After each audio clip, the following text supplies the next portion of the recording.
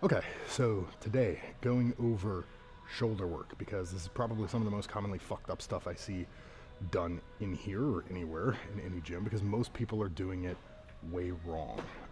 There's also the greatest risk for injury with shoulder work, generally speaking, because it's one of the more sensitive joints in the body, and you can also injure it or cause potential issues with your dedicated shoulder work and then exacerbate or worsen that issue on much of your other work, whether that's back work, pulling work you're doing from the floor, push work, which is usually where the issue will arise again.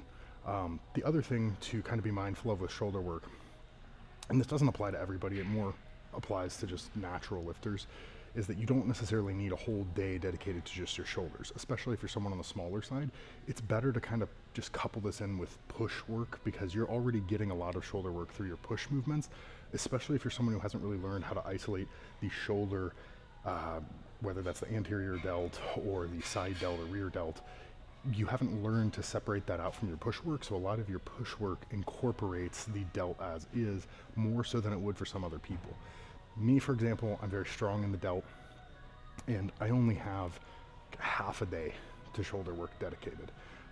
That's like one overhead push movement and then side delts, two side delt movements, and that's it. That's it for the week. So you don't necessarily need a lot of work, but the work you most likely need for your shoulders is going to be side delt or rear delt. Most people, like I said, they're overly dominant in their front delt because they are using it so much and leveraging it for their push rather than the chest. And that's a whole separate issue. I've kind of talked about that a little bit in some of the chest work we've done. But for the shoulder work, mostly side and rear delt is what people need.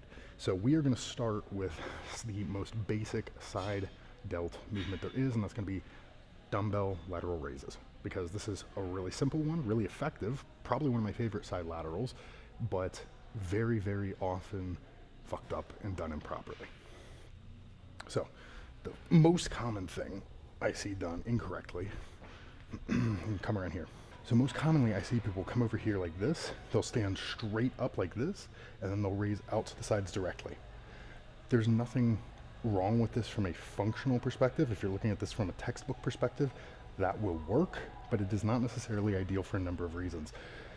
The whole long list in short is that this is not as good for the joint as coming out a little bit in the frontal plane, nor is it as effective at targeting the side delt because you're involving more trap. And when you get your traps involved in these side delt movements, you're really limiting the effectiveness of what you're actually able to target with the shoulder because all of this musculature is taking over. And when you're up like this, a lot of times people will tend to throw the weight up as well rather than just letting the weight come up with the side delt. So the way I like to set up for this from the start is not to stand stiff like this. It's to press my hands towards the ground. This depresses the shoulder, okay? So push down, almost like you're trying to punch the ground, and then take a little bit of a lean forward. Doesn't have to be exaggerated. It's not like you're trying to row, just a little bit of a lean, and then keep that chest up, okay? So you'll see the dumbbells are almost aligned with my quads and in front of me, not over to the side, but slightly in front of me, okay? Not so far in front that we're doing a front raise, okay? Because that's not what we're trying to work here. We're not trying to work the front delt with this movement. You might get a little bit of it, especially as you go up in weight, but you don't need a lot of weight on this movement to begin with. So punch down towards the ground.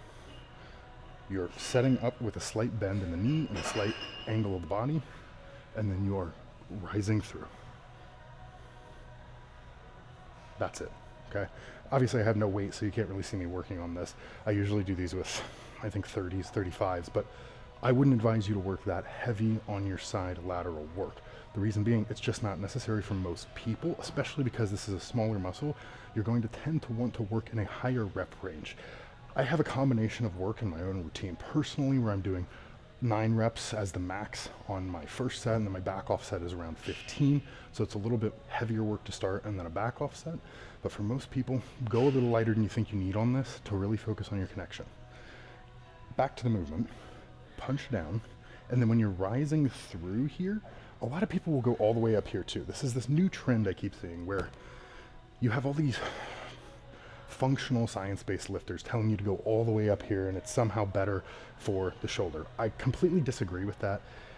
Sure, there may be textbook reasons that that is actually better, but I think that if you can leverage a little bit more weight and go to a point that you are comfortable with, whether that's up here or here, you're going to be better off. Me personally, I tend to find my natural range is about here, pretty much about even with my shoulder. I don't really break that line with my shoulder there. I'm not going crazy high on this. On a machine lateral raise, I might go a little bit higher because I'm on a structured machine with a fixed bar path that makes it a little bit more easily accessible to do that. But for dumbbells, just up to here, okay? So you're just gonna come out, up, rest, that's it. And you'll notice I kind of give myself a little pop through the body when I'm doing that. That's not to throw the weight up. It's not like I'm pushing my hips forward and throwing the weight. It's just to set my body so that I can move through this range of motion, okay? It's not helping me move the weight. That's still all on the delt, okay? You need to be actively pressing down through this movement to engage that side delt. It doesn't have to be a press down. I'm not trying to get you to push and then push all the way out through like you're trying to throw yourself, but you are kind of trying to throw the dumbbell away from you. I kind of want you to think that you are pressing down and throwing the dumbbell, okay? Obviously, keep a firm grip, but you're kind of envisioning that you're throwing that out away from you. Okay. Another way to think about this is that when you press down and make a fist, you are dragging your knuckles across the floor and up the wall. Okay. All the way out to keep tension on that side delt through the entire movement. Some people will find that coming back a little further is more comfortable, but for me and for a lot of people, that's a lot of involvement with the trap. If you feel pain or discomfort in your shoulder though, you shouldn't be out here or back here, wherever you feel that pain, move away from it and work within your active range of motion for this movement, okay? So for me, that's slightly out here. Some people might be a little further back. Others might even be a little bit more forward still. Something else you can do too, and this is more useful for a standing lateral machine rather than dumbbell, is to do these single arm and on a fixed machine to kind of rotate your body into it so that you're coming out at an angle, okay? And that's it. That's all we need to really discuss for the side laterals. They're not an overly complex movement, so don't make them overly complex. Just know that you shouldn't be using a lot of momentum through these. You know, I don't want you throwing weight up, so keep it lighter and make sure you're just engaging that side delt when you're coming up, okay? Spend a second at the top, come back down. Spend a second at the top to remove the momentum, come back down. 1, 2, down. Simple as that. Nice and easy. Next, we will move on to, actually, I think we'll do shoulder press right here with dumbbells, so we'll stay right here. Okay, so moving on from the side laterals and moving into your shoulder press. There's a ton of nuance to setting up for the shoulder press, and this is probably where I most often see acute injuries occur with the shoulder, because a lot of the setup here is just done incorrectly, okay? So we will kind of maybe touch on a shoulder press machine, but I tend to avoid 95% of shoulder press machines because they aren't really great in terms of their leverages in the bar path. You'll notice a lot of shoulder press machines tend to do this thing where your pad is kind of straight up and you're pressing back. And it's this really bad leverage where you're like pressing overhead away from you and you're not engaging the front delt at all. It's just like complete crunch and tendon destruction in your shoulder, and it feels like shit. So if you hate your shoulder press machine, you're not doing anything wrong. It probably just sucks. There can be situations where you're doing things wrong on it, and you could be setting up for it better, even if it's a bad machine. But generally, I like to advise that people, when you're doing a shoulder press, just do it seated with dumbbells, especially if you're a beginner. It's not got the benefit of a fixed bar path that you would have on a shoulder press machine, but it does have the benefit of you're going to be able to set up, and if you understand the bar path you need to be taking, it's going to help you get into that bar path with much more ease. You can actually achieve that, whereas on a shoulder press machine you can't. Most of them.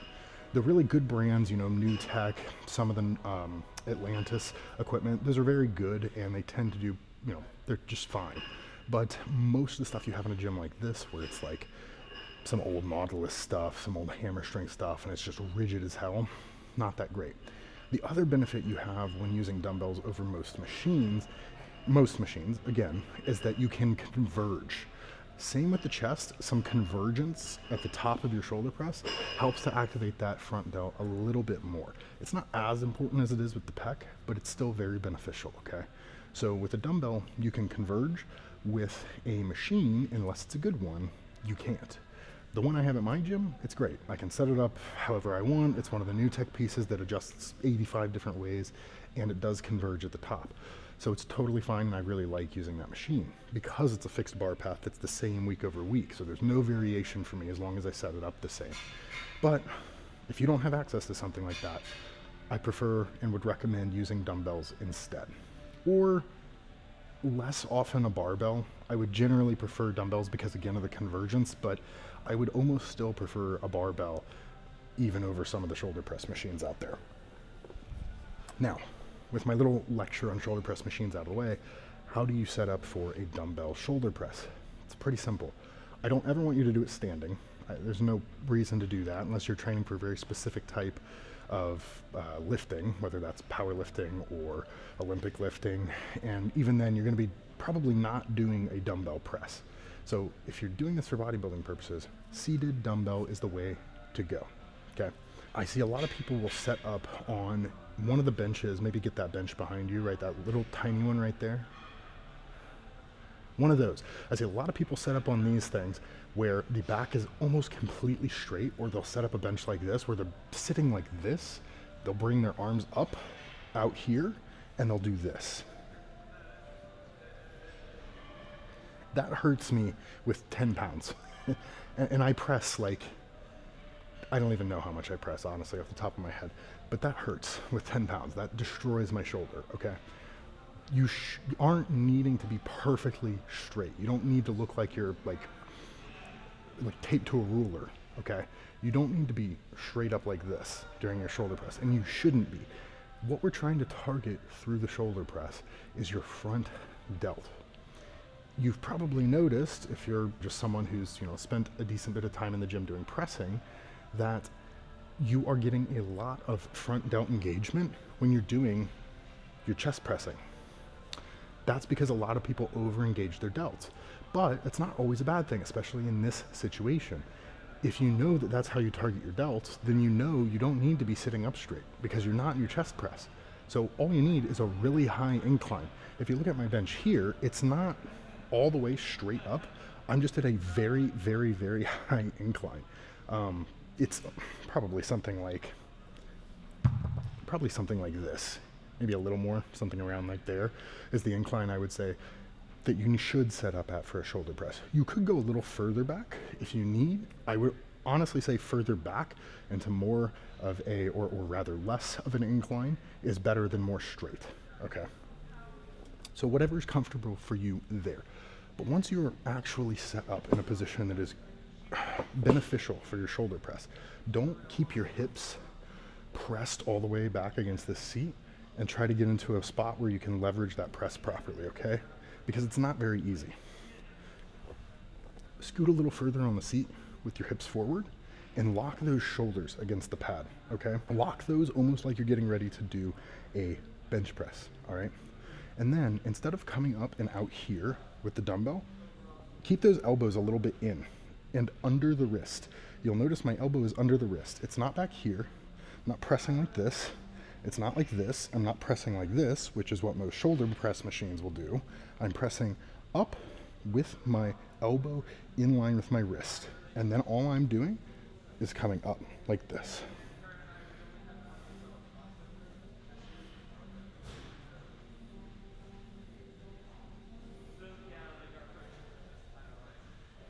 That's it. You're just pressing in the same way you would for like a bench press, but your angle of your torso is a little bit different. You don't really need to overthink it. The big key things here are to keep that hip forward, the shoulders back, set up at a very high incline, elbow under the wrist, and then press through and converge, keeping the chest high the entire time. Don't let yourself do this where you're pressing through like that, because then you're just involving your traps. Keep that chest high and press. And that's all you have to do for a shoulder press to be effective. With the dumbbells, the same exact setup applies to a shoulder press machine. However, again, you can't dictate the bar path on a shoulder press machine. If for whatever reason you are hell-bent on using the shoulder press machine rather than dumbbells, I would really recommend that you try using the neutral handles, if your machine has them, rather than the ones that are a regular pronated grip out here. Because these oftentimes don't really have an ideal path, but that neutral grip allows you to position yourself in a position where you are leveraging the front delt a little bit more effectively than if you were out here, okay? It's also probably gonna feel a little bit better on the shoulder. The only challenge is some bigger guys might have issues getting into position with it just because of how that kind of lines up on the machine. But yeah, I think that's really it for the shoulder press. There's not a whole lot to talk about there either. Like I said at the beginning of the video, these are all very basic movements.